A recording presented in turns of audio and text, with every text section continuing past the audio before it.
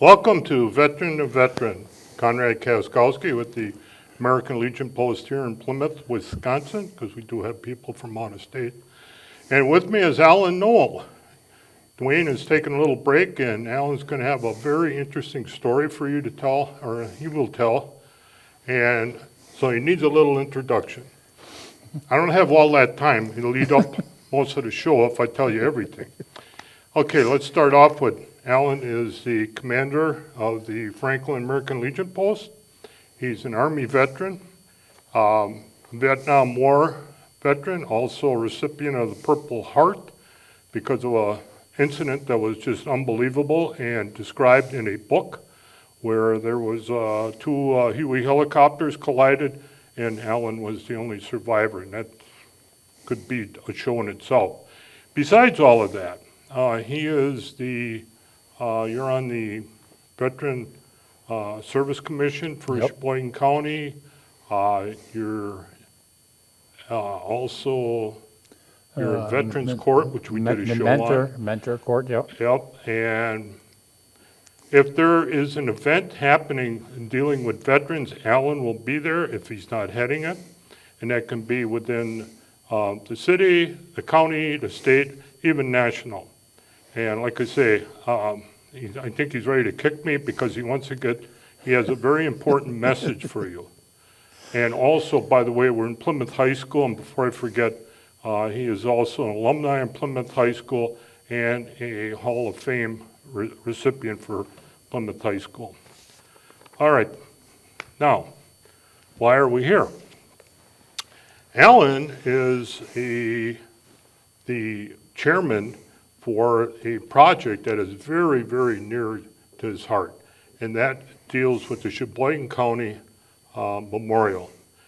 And you say, the what? It's Sheboygan County Memorial. You've probably seen it, I don't know, hundreds of times if you're driving into Sheboygan, and you look to the south from Kohler Memorial Drive, you see that fantastic array of service emblems and whatnot that are there. And this is why he's here on the show. Alan, how about a little history? So what, when, where, how did this all start? Okay. Back in 1988, a group of dedicated veterans from Sheboygan County formed the Sheboygan County Veterans Memorial Committee. They were basically, it was a county legion meeting. And after they had the meeting over, they were standing around and having some wonderful refreshments. And that's when they started tossing this idea around, and they kept growing with it. So the organization decided that an appropriate structure should be erected at a suitable location within Sheboygan County to honor the war dead from the wars in which servicemen and women made the ultimate sacrifice in defense of our freedoms. This county-wide project would honor those from Sheboygan County who gave their lives for the protection and preservation of the freedoms enjoyed today by all the citizens of Sheboygan County and the United States. Alan, that particular site, which I just said is so visible coming into the city of Sheboygan, how was it selected and how did it get approved? Okay. I was not a part, I was not a part of the founding fathers of this committee, but I've done some research on it, and they started out with like 22 sites, and then they narrowed it down to 7 sites, and actually the last 2, they narrowed it down to two sites, and the site where it is presently at, and the other site would be down at the lakeshore where the Hmong Memorial site is. And the veterans felt that they were more comfortable with the site out here on Kohler Memorial Drive because it was the entrance into the city. There would be more visibility and more people would be easier for them to find it because it was right off of Kohler Memorial Drive. After the monument was dedicated and built, the state came in and changed the roadway, and the street that really gave it access to the memorial was changed and cut off. Now you could turn off on 29th Street. Now you got to go all the way down to 25th.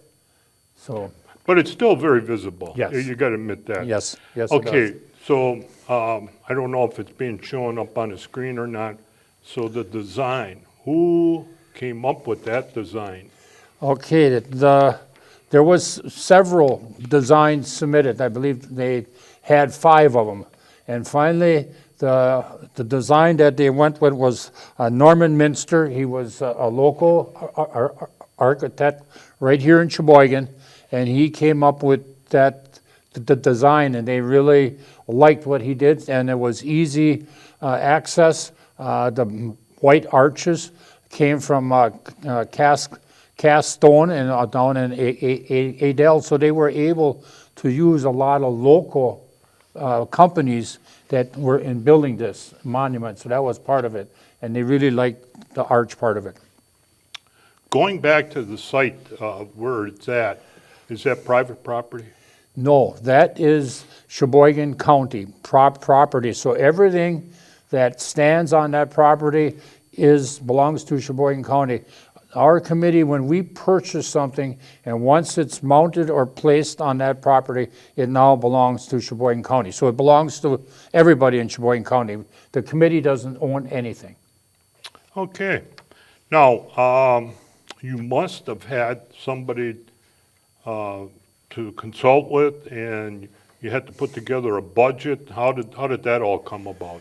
Again, I'm not real sure, Kaz, because I wasn't a part of the founding fathers. I didn't come on board with the committee until 2000, so I wasn't a part of that. But they had a budget. They had, through the history that I look at in the book, they had like 13.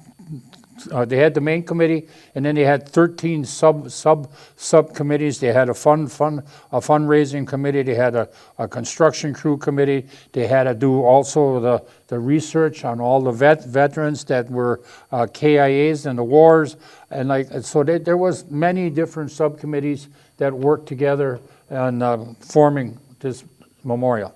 Do you recall what the original budget was to put it together? The original budget that I've seen the number was at back in 1988 when it started. Well, of course, I'm going to say it probably took them two years. So there was probably around 1990 they actually had a budget, and they had a budget of $90,000. 90,000. 90,000. And if you were to do that today, it would be a tad more? I would say you probably could multiply that by 4, if not 5. Yeah, probably. If you go to our website, there are pictures of the early construction on there, and there was a lot of excavation work that had to be done in order to get into that hill and get fill, put in fill and everything. Now, because we dealt with them here in Plymouth, do you remember the Zabel Monument being involved with any of this? Yes, Zabel Monument, and there was another monument company, I believe it was Sheboygan Falls Monument Company. So they had 2 companies involved in the beginning, and for getting the pricing on the black granite and the gray granite, and that way they could get I'm thinking fair pricing, because now you got people that are in competition for the business. They were getting a fair pricing, and the committee decided to go with Zabel Monument, and the gentleman's name at that time was John Zabel, that was a part of the founding group. And from the gentleman that I was able to work with early on, said that they felt John was very helpful in coaching them on what to do and what kind of stone to work with. Okay, all right. Now, initially, when you put this all together, do you remember or have record of how many names were first put on? Well, I know right at the get-go, they had to verify like 848 names of veterans that were a casualty of the wars, and at that time it went up. They ended with the Vietnam War, and after that, any veterans that wanted to have their name added, they paid a $150 donation towards having your name put on. And I don't know how many of them veterans applied for that. Okay. Now, I understand that the initial dedication was in 1994? Yes, it was, August 4th, I think it is, dated. And then were you there? No, You weren't there yet? no, I wasn't there yet. Okay, so we're getting up to the point when he was there. Okay. So, but after 1994, you added the Global War on Terror, and there were more names. And then also, how about that special edition, the Gold Star Memorial? Gold Star, yes, and then initially, yes, they had the Blue Star Memorial, and then in 2010, I think, something like that, we added the Gold Star Memorial, and you're going to help me with this history. When were the wall dogs here in Plymouth, painting the wall dogs? I'm looking at somebody that should be telling me. I was there, and I want to say probably it was after 2014, because we had the dedication at that time for the Memorial Trail. Okay, So it had to be after that. all right. And but now to the other point, Alan, you get involved, and how do you get involved in all this? There was two gentlemen that were a part of it. I'm going to call it again the founding fathers of this memorial. And through nutrition from the founding fathers, there was a lot of World War II vets and Korean War vets that were a part of the founding fathers. And unfortunately, due to age and stuff, a lot of these veterans were passing on, and the committee was dwindling quite severely. And like I said, two of veterans that were a part of the Franklin American Legion posts, and Lord be it, they liked, I guess, somewhat my leadership style. They asked me to become a part of this because they were in trouble because they didn't have the leadership there, and they were spending more money a year than what they were taking in. So they realized that the bank account they had within five years was going to be zero. And so they needed to figure out some way to correct that. And you made sure of that. I made sure of that. Now, you did have a special dedication again that you were really involved in, because you had not only the moving wall, you had some friends of aviation come in. Yes. And you remember, and that is what the, their names again were the... It is American Huey 369, and they come out of Peru in Indiana. And that special dedication was, and that wasn't even a dedication, it was a celebration. Right. It was our 20th anniversary, so the memorial had been there 20 years. And we had the Vietnam traveling wall. We had the American Huey 369 come in. We had another, they call it the Wall of Memorial, and that was a wall that was built after 9/11. And so that they had all that casualties from 9/11 on there. We had another gentleman that come in and had a replica of what the first early years of what base camp looked like in Vietnam. You know, he set up a tent and had a cot and all these kind of things. He had a lot of Vietnam memorabilia. We also had a very large soldiers memorial, if you remember that. It stood Correct. like 12 feet tall. Yeah, we had a very special time on that 20th anniversary. And that Huey group gave you a special ride. Yes, And who was with you? my wife. Isn't that something? Yes, I was very happy and surprised that she was willing to get on that helicopter, and because she is somewhat skeptical of heights to begin with, and when you sit in that helicopter, your toes hang over the edge of the door, so that's how close you are to the door. And for how many months was that your office? In Vietnam? Yeah. And actually, it really was only 1 month over there, Kaz. Initially, I started out, I was a maintenance man.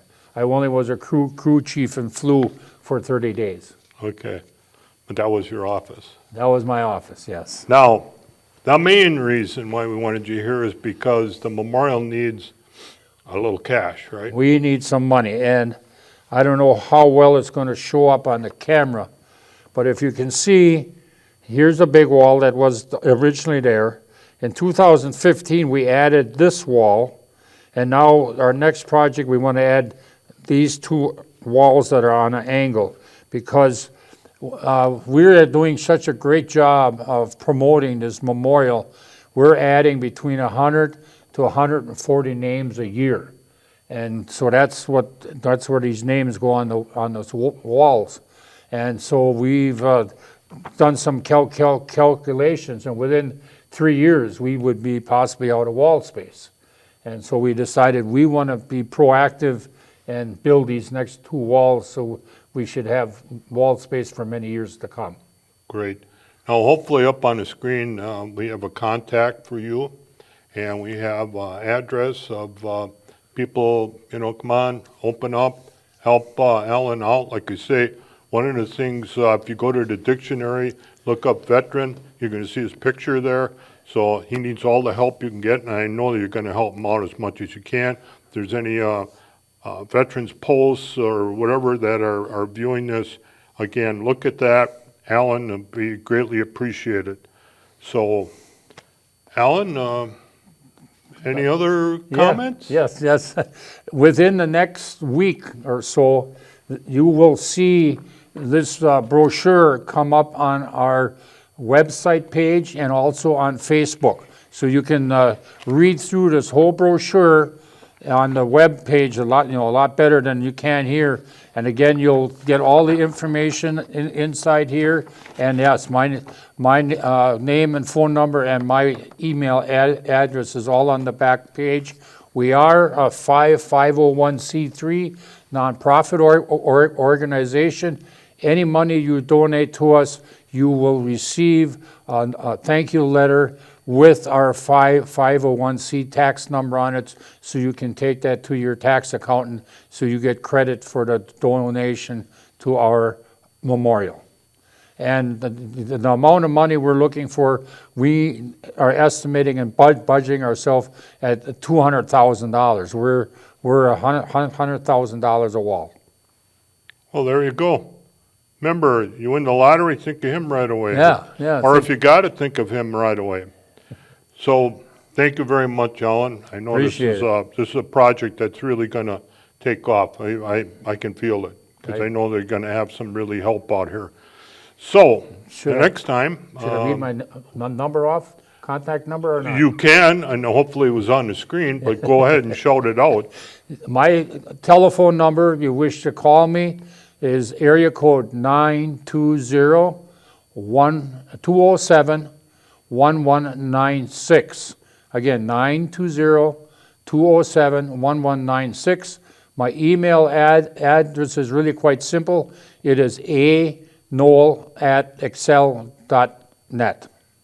So thank you for letting me come on here and share this project that we got going here at the memorial. That's the least I can do for you, okay?